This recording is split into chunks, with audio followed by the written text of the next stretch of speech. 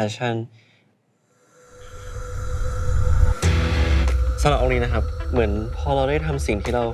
ชอบอะไรอย่างเงี้ยครับผมทำให้เรามีความสุขได้แล้วอะไรอย่างเงี้ยครับ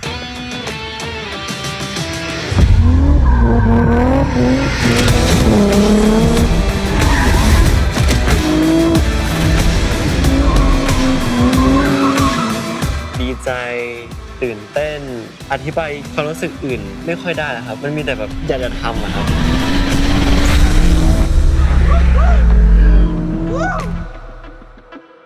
อองลีเชื่อว่าเด็กหลายๆคนเนี่ยมีหลายแพชชั่นนะครับอย่างตอนเด็กอองลีมีหลายแพชชั่นมากอยากเป็นนักกีฬาอยากเป็นนักธรณีวิทยาอยากเป็นคุณหมอแล้วก็อยากเป็นศิลปินครับวันนี้ก็จะมาส่ง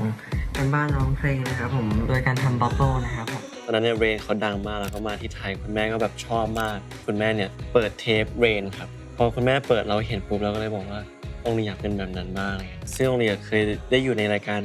The Brothers Thailand ครับเป็นรายการแรกเลยที่องลีได้เข้าไปเป็นเทรนนีแบบได้ฝึกจริงได้แข่งจริงอะไรเงี้ยซึ่งเป็นอะไรที่แบบยากมากๆครับเพราะว่าเราเจอกับคนหลายๆคนที่มีความสามารถมากแล้วก็ยอมรับว่าตัวเองตอนนั้นมันไม่มีพื้นฐานเลยดีกว่าครับในด้านการร้องเพลงหรือการเต้นเพราะว่าไม่เคยเรียนมาก่อนแล้วก็ต้องไปออดิชั่นอะไรอย่างเงี้ยครับกว่าจะผ่านมาได้ก็หนักพอสมควรครับแต่ตอนนั้นไม่มีคำว่าเหนื่อยเลยครับสนุกมากกว่าองลีแบบสนุกมากๆเลยตอนนั้นที่อยู่ในรายการใช่สวัสดีครับองลีพ็อกซี่ครับพอเราได้เดบิวต์แล้วมันคือสิ่งที่เราอัดอั้นมานานอะไรเงี้ยเวลามีงานอะไรก็จะแบบเต็มที่เลยอะไรอย่างเงี้ยครับ energy ในการทำงานนี้พุ่งเลยครับ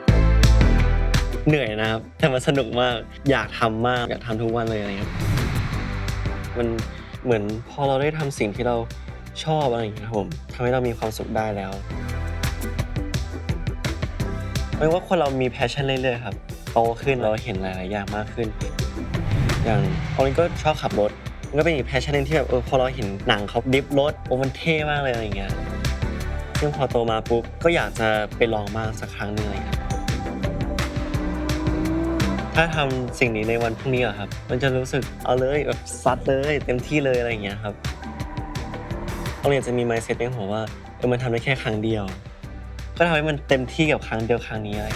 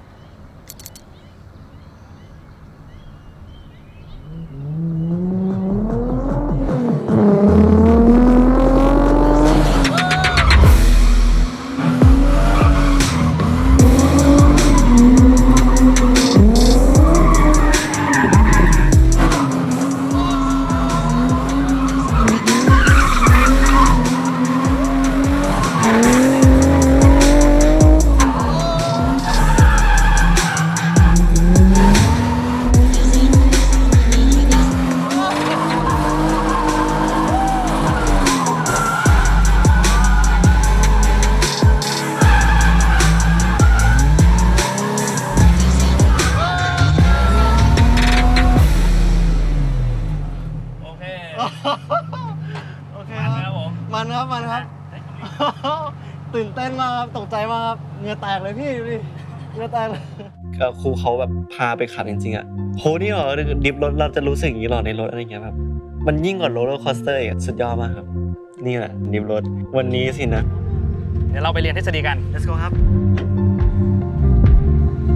ตอนนี้รู้ว่าต้องขับให้ได้ภายใน1 วันเนี่ยวันนี้ตื่นเต้นมากครับขึ้นก่อนหน้าที่มันจะดิฟรถอะนอนไม่หลับนะครับการบ้านที่เราทำคือวันนี้ดูวิธีดิฟรถใน YouTube ครับหักพวงมาลัยยังไงหรือว่าต้องเหยียบคันเร่งแบบไหนอะไรเงี้ยตื่นเต้นมาก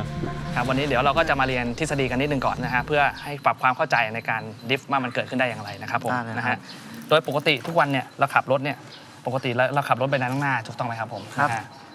แล้วเวลาเราเจอสี่แยกไฟแดงหรือเจอโค้งเนี่ยเราก็จะใช้หัวเป็นตัวเลี้ยวไปเลี้ยวซ้ายหรือเลี้ยวขวานะครับวันนี้รถดิฟเนี่ยจริงๆแล้วมันเกิดจากการเสียหลักของตัวรถนะครับซึ่งรถเนี่ยถลายจะถ่ายไปด้านข้างตรงนี้แหละก็คือเป็นจุดเริ่มของการเสียหลักแล้วเขาก็เลยมาประยุกต์เขาเรียกคำว่าดิฟแต่พอมาเกิดอาการเสียหลักแล้วเนี่ยเราจะต้องควบคุมรถเนี่ยให้ไปได้ในทิศทางที่เราต้องการหรือพอเสียหลักแล้วเราทำให้สามารถกลับมาตรงได้อันนี้ก็คือว่าสำเร็จในการดิฟแล้วนะครับผมนะฮะทีนี้เราก็จะมีเบสิกในการพื้นฐานของเราที่ หลักสูตรของทางเราเป็นการตัวสอนก็คือว่า1นะครับในการโดนัทนะครับก็เหมือนเราขับรถรอบเป็นวงกลมนะครับพอเราขับเป็นวงกลมด้วยความเร็วระดับหนึ่งตอนนี้ยังไม่ดิฟนะครับขับปกติไม่มีอะไรแต่ถ้าเราเพิ่มความเร็วขึ้นรถเป็นไงครับรถมันจะถูกผลักทั้ง4ล้อแต่ล้อหน้าเราเนี่ยสามารถเลี้ยวเพื่อให้มันกลับมาอยู่ในวงได้ฟ้าบออกมานะครับเนี่ยเริ่มดิฟละควบคุมคันเร่งให้พอดีกับวงโคจรที่เราต้องการว่าเราจะให้มันวงกว้างหรือวงแคบได้นะครับส่วนด่านที่2เลข8ตัวที่มีกลวยเป็นจุดศูนย์กลางนะครับจริงๆแล้วมันคือโดนัทด้านขวากับโดนัทด้านซ้ายนะครับแต่จุดที่ยากที่สุดก็คือจุดนี้จุดตัดกันเขาเรียกว่าจุด transition เปลี่ยนรถนะครับเปลี่ยนทิศทางรถ1คันเนี่ยนะครับมันมีสปริง4ล้อเลยพอรถมาฝั่งนี้สปริงขวาหลังเนี่ยจะถูกกดแบบถูกกดเลยใช่ไหมครับแค่เสี้ยววิในการยกคันเร่งสปริงที่ถูกกดมันก็จะถูกคลายออกมาพอคลายออกมามันจะดีดรถฝั่งนี้ย้ายกลับมาฝั่งนี้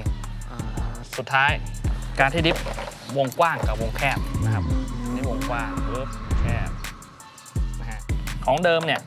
เราจะมองอยู่แค่โค้งนี้แต่ทีเนี้ยเวลาเราสไลด์ตาเราเนี่ยเราต้องมองกลวยนี้เลยเพื่อให้รถเนี่ยมันเร่งข้ามผ่านโค้งกว้างๆมาฟ้ามานะฮะแล้วเราก็กลับมาตรงวิ่งมาจะโค้งแคบแล้วเลี้ยวเร่งปุ๊บตัวกระปัดออกแล้วก็ตรงมานะครับแต่จุดสำคัญของด่านเนี่ยที่อยากให้ทำก็คือว่าสไลด์มาทำยังไงก็ได้ให้รถกลับมาตรงโนที่ให้รถเนี่ยมันสมูทที่สุดเดี๋ยวลองไปดูของจริงเลยดีกว่าครับครับสบายมากวันนี้เตรียมพร้อมมาเต็ม 100%ครับก็หวังว่าจะผ่านไปด้วยดีครับโอเคจัดไปครับเดี๋ยวเราไปลองกันของจริงกันดูให้เราลองขับดูนะครับผมได้ครับ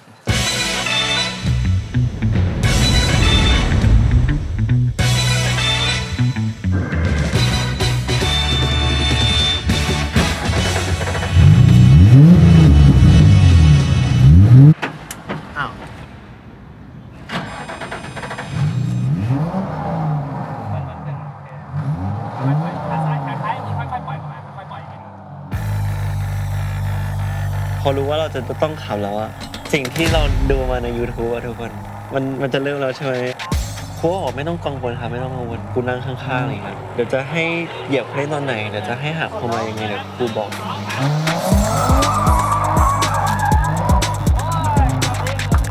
พอเหยียบปุ๊บมันแบบ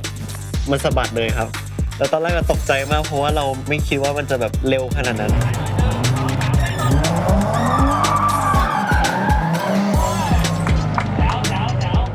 ครูบอกรู้สึกแล้วใช่ไหมว่าถ้าเราทำแบบนี้มันจะเป็นอย่างนี้เขาเลยแบบให้เราลองทำอีกหลายๆรอบให้เราแบบคุ้นชินกับเครื่องยนต์รถก่อน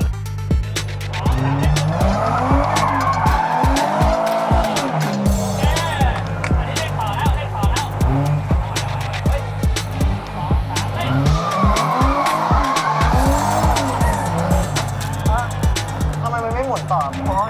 คันเร่ง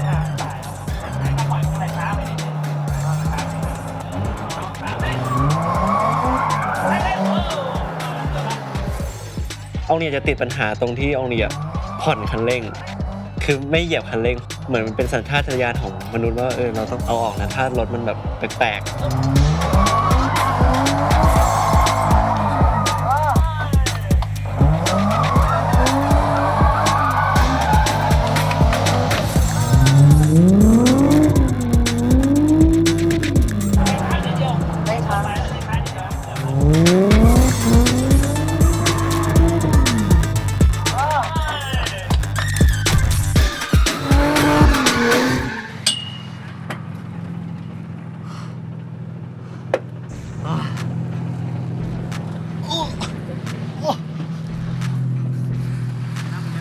ยอดนะครับพี่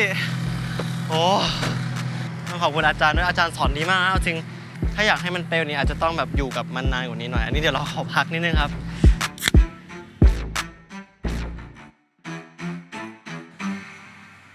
ไม่ต้องเศร้านะวัยรุ่นอีกนิดนึงเกือบได้แล้ว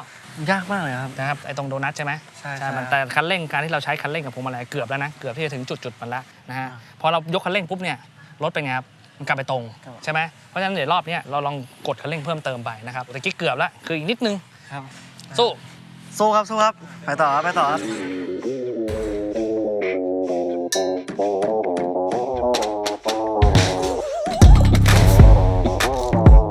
ต่อไปก็คือจะเป็นเลข8นะครับผมในการโดนัท2วง ตอนแรกๆเนี่ยช่วงฟลิปอาจจะยากนิดนึงนะครับแต่เราใช้อาการที่หมุนรถครึ่งหนึ่งแล้วตรงไมค์ครึ่งหนึ่งขับให้เป็นเลข 8 ก่อนถ้าตรงนั้นได้ก็ถือว่าสักเซสแล้วครับผมนะฮะโอเค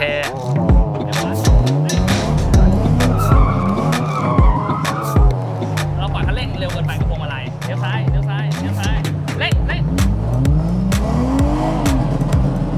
เลี้ยวซ้ายเร่งเร่ง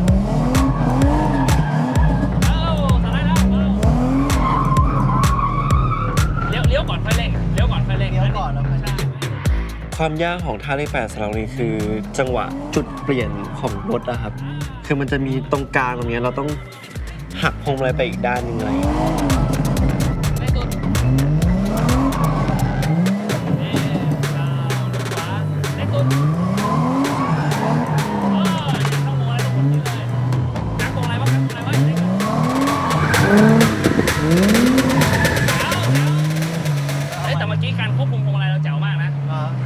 มันมาแล้วอะดรีนาลีนนี่คือหลักแล้วนอนอยู่ในรถแบบ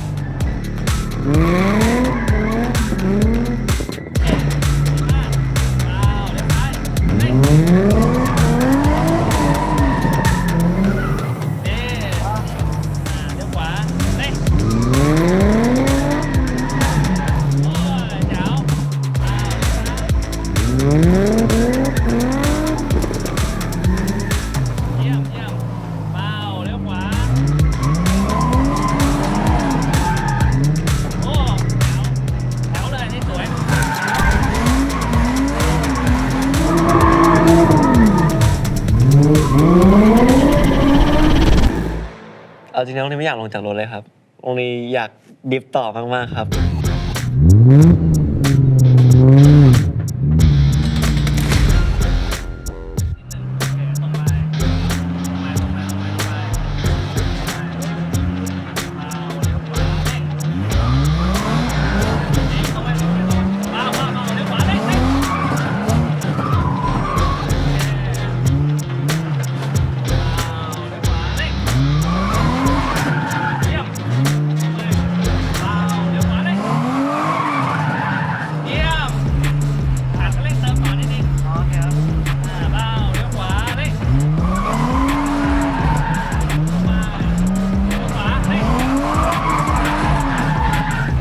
ท่าสุดท้ายที่เหมือนเป็นสามเหลี่ยมครับแต่เราเลยนะตรงนี้ว่ามันง่ายสุดเลยครับเหมือนเราได้ขับนิดนึงอ่ะมันถือว่ามันมีทางตรงนิดนึงแล้วเราก็แบบหักจริงอะไรอย่างเงี้ยเหมือนเราได้ขับรถไปด้วยเราดิฟรถไปด้วย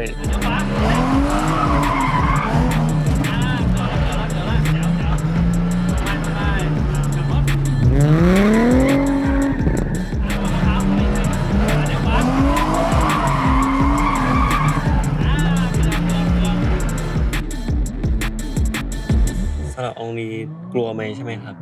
กลัวที่จะไม่ได้ทำมากกว่าครับว่าองค์นี้ก็มีความฝันอยากจะดิฟรถมาสักพักแล้วอะไรเงี้ยพอได้มาทำปุ๊บแฮปปี้มากๆครับเหมือนสานฝันเด็กคนนึงเลยครับมันก็เลยไม่ได้รู้สึกว่ากลัวหรือว่าแบบไม่กล้าอะไรอย่างเงี้ยครับผมสิ่งที่องค์นี้กลัวสุดคือกลัวไม่ได้ทำแล้วมา regret ว่าเอ้ยทำไมตอนนั้นเราไม่ทำสิ่งนี้สักทีอะไรเงี้ยเราน่าจะเสียดายมากกว่า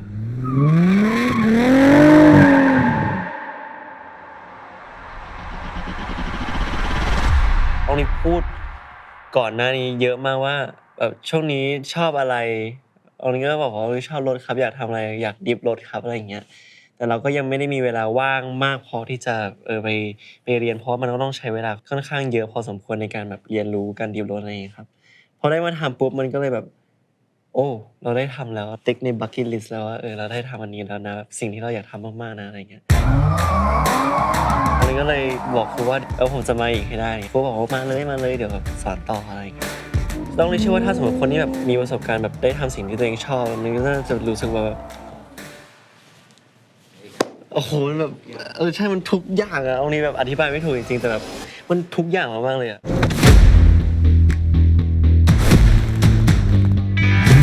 ดีใจตื่นเต้นอธิบายความรู้สึกอื่นไม่ค่อยได้แล้วครับมันมีแต่แบบอยากจะทำอะครับสายสึกกับทุกแพชชั่นไม่มีทางที่จะทำไม่ได้ซ่าหน่อยไหม